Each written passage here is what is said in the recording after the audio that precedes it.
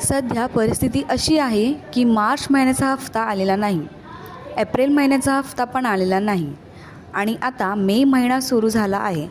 म्हणजे एकूण 2 महिने पैसे पेंडिंग आहेत. मग हे पैसे कधी येणार?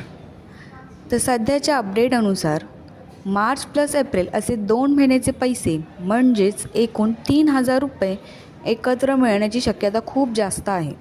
तर कधी मिळणार हे पैसे? तर बघा, काल 1 मे रोजी महाराष्ट्र दिन, आज 2 मे शनिवार आणि उद्या 3 मे म्हणजेच रविवार.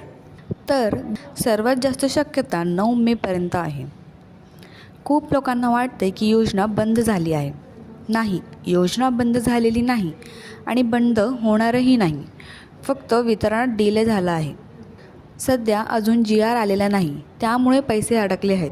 पण GR आल्यानंतर लगेच पैसे ट्रान्सफर व्हायला सुरू होईल. जर तुम्हाला अशाच अपडेट सर्वात आधी पाहिजे असतील तर चॅनलला सबस्क्राईब करा आणि व्हिडिओला लाईक करा.